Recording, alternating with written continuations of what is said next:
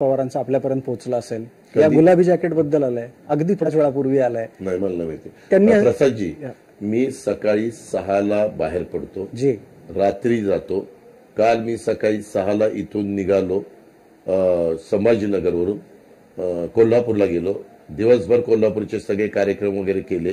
तिथलं केशवराव भोसले सभागृह अतिशय उत्तम राजश्री शाहू महाराजांनी उभं केलेलं ते दुर्दैवाने ते जळालं परंतु त्याच्यामध्ये त्याचं नूतनीकरण जसंच्या तसं करण्याच्या करता आम्ही सगळ्यांनी निश्चय केलेला मुख्यमंत्र्यांनी पण त्याच्यामध्ये सपोर्ट केलेला आणि याच्यातला जो मुद्दा होता नाही त्याच्यामुळं मी काही कुठलाही माझा फोन चालू नसतो त्याच्यामुळे दिवसभरात कुणी काय बोललेलं असेल तर मला माहिती नाही आम्ही माहिती देतो त्यांचं वक्तव्य असं आहे की एखाद्यानं निळा शर्ट घातला म्हणून काही महिला त्याच्याकडे वेगळ्या नजरेनं बघतात अशातला भाग नाही म्हणजे थोडक्यात गुलाबी घालून काही फरक पडणार नाही का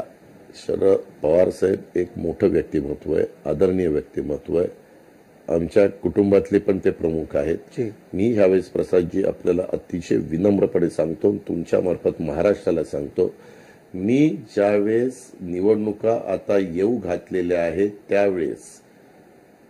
जनसन्मान यात्रा सुरू केली मी पक्क ठरवलेलं आहे मी तसा एकदा एखादी गोष्ट ठरवली तर मी तसाच नेऊ शकतो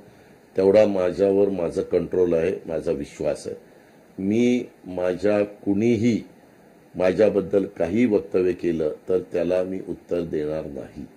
मी फक्त जनतेला सांगणार विकासाचं आम्ही काय विकास केलेला आहे आम्ही काय पुढे करू पाहतोय आणि आम्ही ज्या योजना दिलेल्या आहेत त्या योजनांचा लाभ माझ्या शेतकऱ्याला माझ्या मायमाऊलीला माझ्या भगिनीला आमच्या कॉलेजमध्ये शिकणाऱ्या मुलींना आमच्या शेतकऱ्याला ते वीज माफीच्या निमित्तानं युवा युवतींना प्रशिक्षणार्थीच्या निमित्तानं ह्या गोष्टी आमच्याकडे अतिशय पॉझिटिव्ह आहे मी पॉझिटिव्हपणे पुढे जाणार आहे हे जे मध्ये कुठं काय फेकाफेकी दगड शेण अमकं दगड फिगडं काय चाललेलं आहे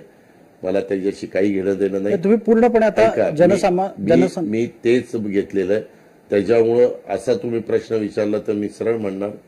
ते वंदनीय मान्यवर आहेत मला त्यांनी जे काही बोललेले आहेत किंवा वक्तव्य केलेले आहे त्या वक्तव्याला मला कुठलंही उत्तर द्यायचं नाही बिलकुल तुम्ही किंवा नो पण या दरम्यान